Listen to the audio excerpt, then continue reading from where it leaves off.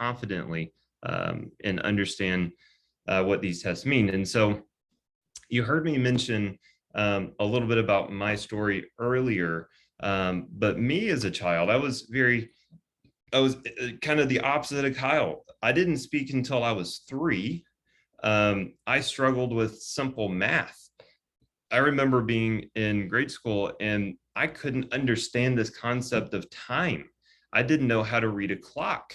It was very strange. And I remember just sitting there looking at the paper and just not really understanding numbers. And then fast forward to today, I have a photogenic memory. I can literally remember a picture and read it back to myself, right? And so it's very interesting, but I grew up with very much that left brain deficit, almost like a dyslexic type of brain. But then I also had OCD, I had Tourette's. And so now we have kind of conflicting things because we're taught, that OCD and Tourette's, especially if you've been following us in the CND course and other places like Kyle mentioned with Dr. Melillo, is that's largely a right brain deficit. But then I just described, well, I also had dyslexic tendencies. I had low left brain tendencies, right? And so that's my background. And so what I want to do is really kind of get into this. And again, please go back and look at and listen to the hemispheric model of healthcare lecture that I did. It's on YouTube. It's an unlisted YouTube link. And so you have to, type that in, that specific link, to be able to view it. And so I want you to have that background so that all of this information that we're talking about makes more sense to you. But again, so that was my story. And so I went through childhood with a vocal tic, with some facial tics, with a little bit more of a head twitch, but then still also had these dyslexic tendencies. And then whenever I got into chiropractic school, one of the doctors looked at me and I was trying to find help, and it was a professor that I'm not going to name, and he said, "Oh, you just need to drive your right brain." And so I started working on my right brain, and I got so much worse.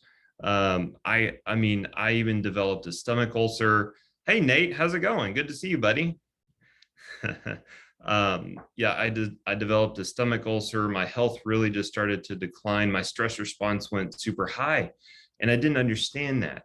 And then I went to Dr. John D'Onofrio, who was a really close mentor of mine, and really took me in under his wing. And he actually looked at me, and that's when I learned how important it is to really look at the physical symptoms, to do that exam, look at the pupils and the palate and the posture and all of those things, and put all of the pieces together and weigh it out and go, you know what? He said, you really need to work on your left brain. He said, when we put all the pieces together, you have way more telling me to stimulate your left brain than your right brain. And I did. And the cool thing is the stomach ulcer went away. My stress levels came down. So many things improved for me. And now a lot of those dyslexic tendencies I used to have resolved quite a bit as well. And so ultimately what I found, me personally, was that I had this left temporal lobe, some parietal lobe weakness coupled with the right prefrontal weakness. And well, that makes sense because those were my symptoms, right? I had these academic, these timing challenges that were being expressed by the weaknesses in the left, but then I also had the weaknesses in that right prefrontal that then were expressed by my lack of inhibition to control actions, and that gave rise to tics and vocal tics and things like that. And so that's my story, right? And so that's my background. And so you may hear people say that, well, it's only a right brain deficit and it's never going to change. Well, that's not my story. That's not my story. And I've seen a lot of patients where that's not their story either. I'm going to talk about how that can develop and why that may develop later on. But just moving on, right? And so we have this concept here that the left brain is more like the gas pedal. That's really what Kyle was talking about. He's constantly going, doesn't want to sleep, just pedal all the way down, just go, go, go, go. Don't worry about, what may happen. We're just going for it, right? That's the left brain. And the right brain is very much more the brake pedal. I put a yield sign up there because That's how I view the right brain. The right brain is more like, well, wait a minute, let's think about this. How is this going to affect us later? How is this going to affect the people around us? And so on, right? So it's very much involved with those types of thought processes, right? And so that's the general concept that I want you to have going through your head, and be applying this to your child, your loved ones, or whatever. Is your kid constantly bouncing off the walls, never stops, never gets tired, and all that type of stuff? Or are they kind of slow to motivate, hard to wake up, difficult to get up and get going, and all of these things, right? And so now you start to see not only in their energy levels, but then just how they navigate life. You can start, drawing conclusions from this, right? And so just to expound on this a little more, is that we have within our basal ganglia, right? And I really want to get into the basal ganglia a little bit more and help you to digest that and apply it clinically. But we have this direct pathway. And the direct pathway, again, it makes us go. It's more like our gas pedal is connected to our left hemisphere. And then we have our indirect and our hyperdirect pathway, which I'm going to talk about a lot more later. This is connected more to the right brain, and that again is our brake pedal or yield sign. Okay, and then we're going to see that the hyperdirect pathway is very much the right primary and supplementary motor area in the right medial prefrontal cortex, both dorsal and ventral. Now let's take it a little step further. So you've got this direct pathway connected more to the left hemisphere of the brain, also connected to the D1 receptors. These are dopamine receptors, okay? And again, this is your gas pedal. And then again, the indirect pathway, hyperdirect pathway, more connected to the right brain. These are more connected to the D2 receptors, or the dopamine 2 receptors. And again, that's your brake pedal. So when at the end of this, we're going to talk about neuroautoimmunity, right? And so if we have a dopamine receptor autoimmunity, and I've talked about this in the past, right? If you have a D1 receptor autoimmunity, well, you have to take a big picture view here. You have to go, well, what is the patient experiencing? Are they experiencing a low left brain scenario? In which case, those D1 receptors may be downregulated, okay, because of the autoimmune attack on those receptors. And we're going to talk about how to test for this later. I'm just giving a little prelude. But just to get a test back and say, oh, you have D1 autoimmunity, you still have to think through that. Do I need to support those receptors? Do I need to try and suppress those receptors? Well, what's going on, right? And so you have to take that information and apply it to the clinical picture of the individual. Same thing with the D2 receptors, okay? Okay, so in OCD and Tourette's and tics, what we're going to see is we're going to see too much direct pathway dopamine glutamate left brain activity usually, right? And or we can see not enough indirect hyperdirect pathway GABA, acetylcholine, serotonin, right brain activity. All right. Now here's the thing.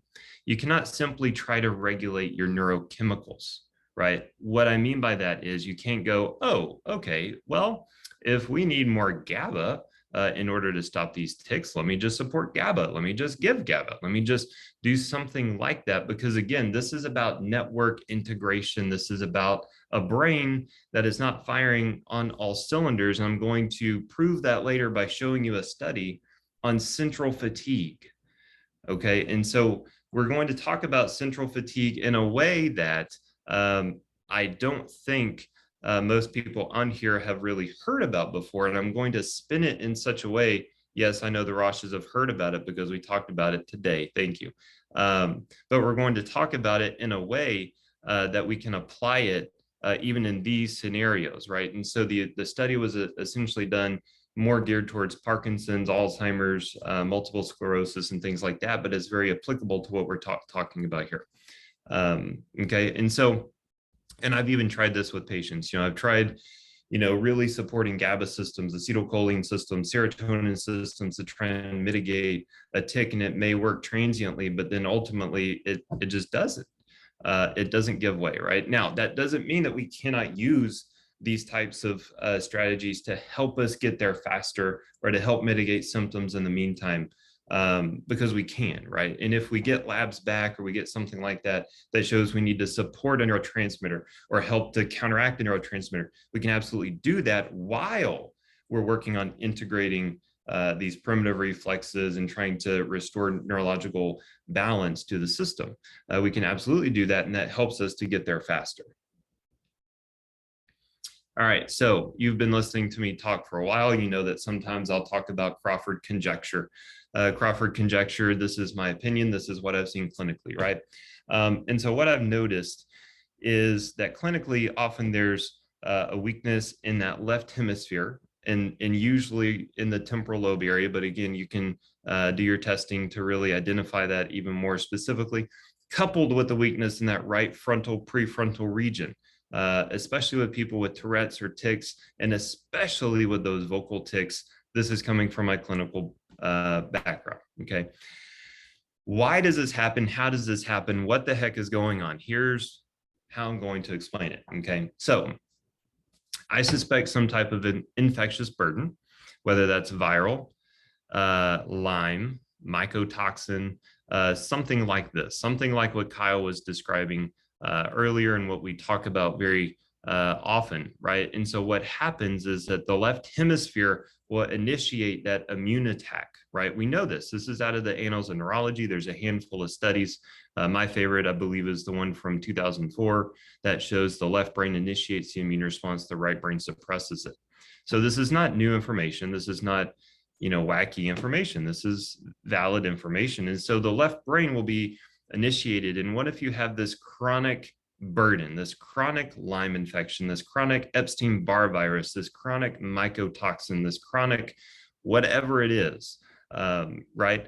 So this left brain is fired up and constantly going, and then eventually will start to fatigue, right? And so that can be how you start to get this left hemisphere weakness in these scenarios, right? And Kyle and I both, we dialogue, we talk almost every morning. And so we'll talk about cases a lot, and it's very consistent when we're talking about someone with, like I actually have someone in from California this week, and she has a very severe seizure disorder that actually started from an infectious burden, a long time ago.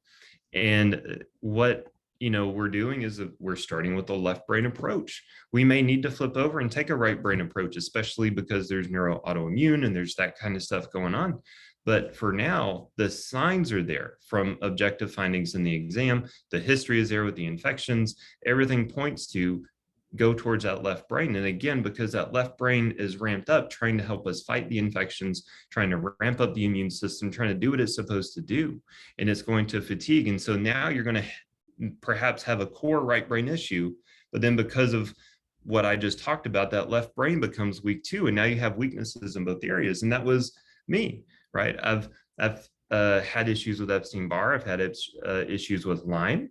I've had issues with mycotoxins, and all those things, right? And so that's what I see, and that's what we see clinically very often, is that you can get these mixed dominants. And again, you have to know how to do your exam and be able to check to see which direction do you go first. And if this is true, right, if you do have both left and right brain weaknesses and you want to kind of tackle this at the same time, what we want to do is we want to start by working on that left brain first, right? And so we work on the left brain, and then we end by working on that right brain. And so if we're doing this in the same day, I want you to work on that left brain first and then finish by working on that right brain at the end, right? If we're doing that, what are you smiling at? What is that, Kyle? What do you got? You look like you're up to something. I was going to show you, you're making fun. One of my patients, this autistic girl, she drew this picture of me. And if you look at it, you can see the receding hairline. That's good. Sorry.